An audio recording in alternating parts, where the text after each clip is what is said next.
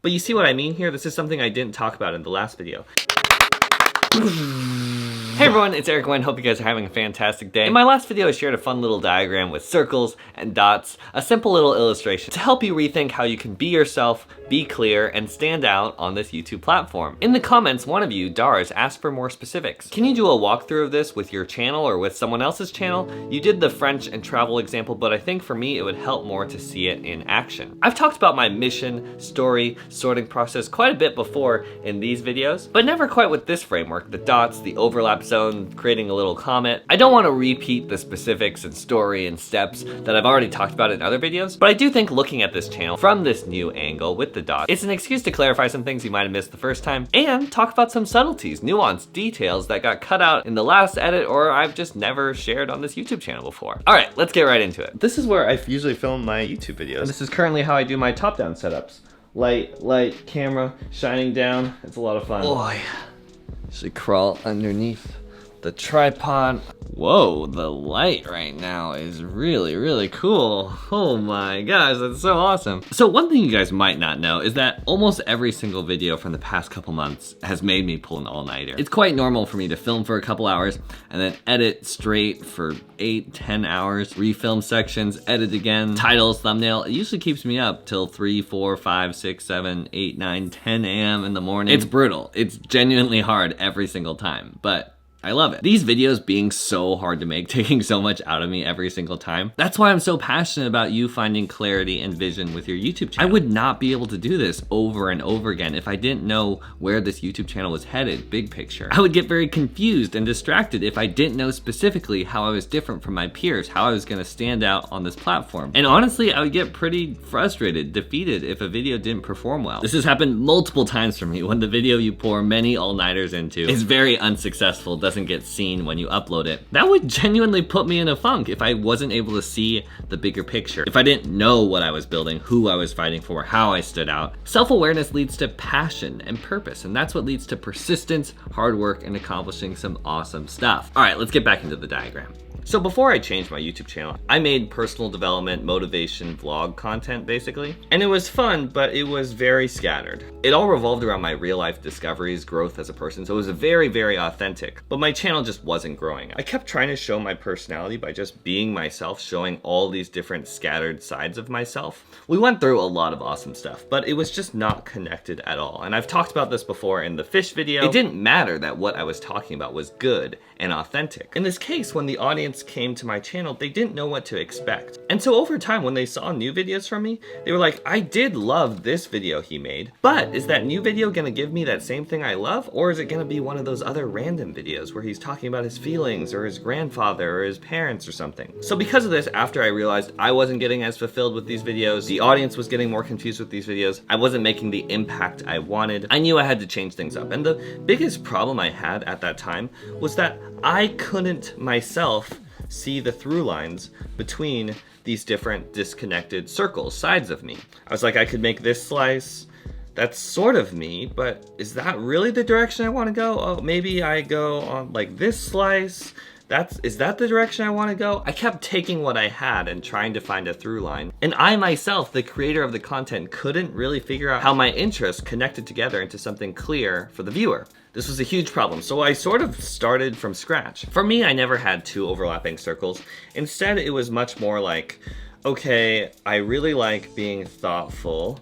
I needed to find clarity and a direction for my YouTube channel. I needed to have a through line, and to have a through line, I needed to know the basics. What could I confidently say would be in every single one of my videos? So first it started really wide, really broad. I know I want every single video to be thought-provoking, going a little deeper than expected. And then I asked myself, thoughtful about what? And then I realized the things I like talking about, breaking down, they were very inward focused. Learning about ourselves so that we can connect better, unlock better potential in ourselves. Okay, that sounds a lot like self-awareness. What's the next smallest circle, boundary I can draw? You notice that finding the overlap zone, focusing on the overlap zone, it's a very related concept to the YouTube niche hierarchy. The more you focus on the overlap. So before it started really wide, oh, I love making thoughtful content. And then eventually it became, oh, I love making thoughtful content that can teach self-awareness to creators to help them with their communication so that they can make a better impact, etc., etc., etc. This does not look aesthetic at all, but this is okay for today, I think. It doesn't really matter how many circles you draw, whether you prefer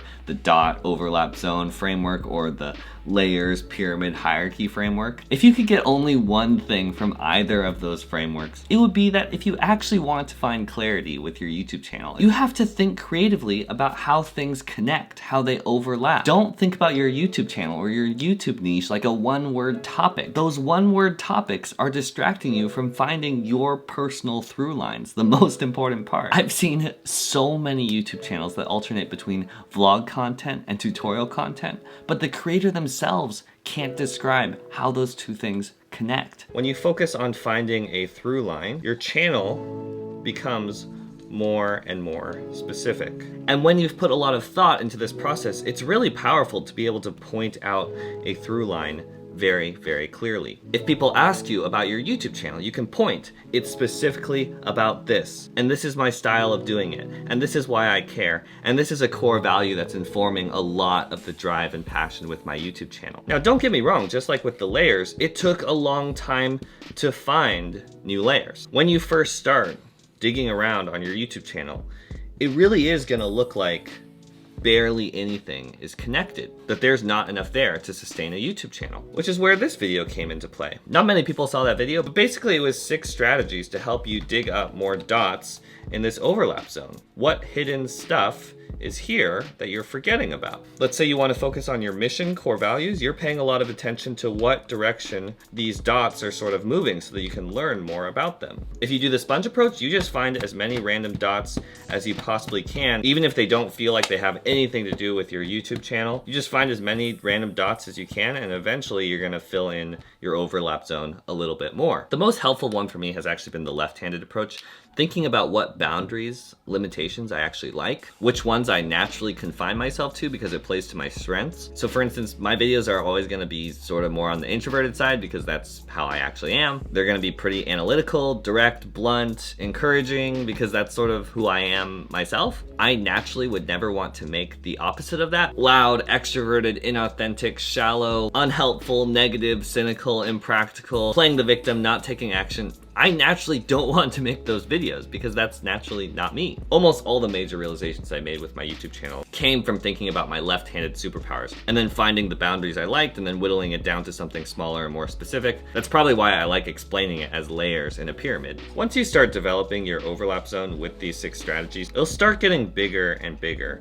And this is where I think it's crucial to think from the audience's perspective. Even if I've clarified these dots for myself, I've put in a lot of work to think about the overlap zone. When you erase the boundaries, you have to think objectively, can the audience who hasn't done my full sorting process see a clear picture of what I'm doing? And oftentimes the answer is no. So you have to keep digging for more ingredients, not necessarily for your clarity, but for your audience's clarity. The more specific patterns and through lines you add to your content, the more they're gonna be able to see, feel this invisible boundary. But you see what I mean here? This is something I didn't talk about in the last video. You have to add ingredients to add clarity so that they can see the boundary that you have in your head, so that they can experience the clarity without having done your full sorting process. This is where focusing on your packaging, your communication is really important. For instance, I've chosen intentionally to make my videos where I'm sitting in one place talking because I think it highlights that I'm an introvert, a sort of thinky person. I like questions and deeper discussion and conversation. Obviously, I go outside and socialize, but I want to present my content in a way where the invisible boundary is a little clearer. It's easier for a stranger to see that I'm introverted and like deeper conversations if I present myself in an introverted way. The same goes for showing my analytical side, my creative side. My friends experience how I'm very direct and analytical, but very creative with my analogies and how I try to help people make things clearer for people. So I amped up the analogies and frameworks and diagrams in my videos to show that side of me more clearly and connect better than if I just said, oh, I'm introverted or oh, I'm analytical. A very nuanced decision you probably didn't notice when I was building the vision for my YouTube channel was to lean heavily towards this DIY, handwritten, cutout thing. I know how to use After Effects and could easily have made a lot of these diagrams digital or animated. But to me, even though those animations are more professional and slick, I decided I actually didn't want to present myself as professional and slick. I wanted to focus on making this information feel accessible to the average person, to small YouTubers. And there's something about these cutouts that are more tactile, imperfect, that I think communicate subconsciously that these concepts that I'm trying to explain, that they can be simple, authentic, and accessible to you. I totally picked this up from Casey Neistat. I love how communicating in this more simple, imperfect way feels more raw and fun and relatable, which is what I sort of want to bring to this niche. Make decisions with your content that fill in the gaps, that make the invisible boundary of your overlap zone clear to your audience, to a stranger visiting your YouTube channel. And then the last thing I'm still sort of working on, adding a story arc to my YouTube channel, adding a direction to my content that's in line with the real life quest adventure I'm already on. I think there's a lot of clues with my content that show my mission, values, what's at stake, how much fun I'm having with these videos, how much work I'm putting into these videos, how much I'm challenging myself, pushing myself, learning with every single video, like right in front of you. That being said though, I think the story arc could be much clearer for you guys. And just like in this video, I'm gonna practice communicating what I really care about, how much I'm struggling, the new things that I'm learning, the quest that I'm on, that I'm obsessed with, to help you rethink your YouTube storytelling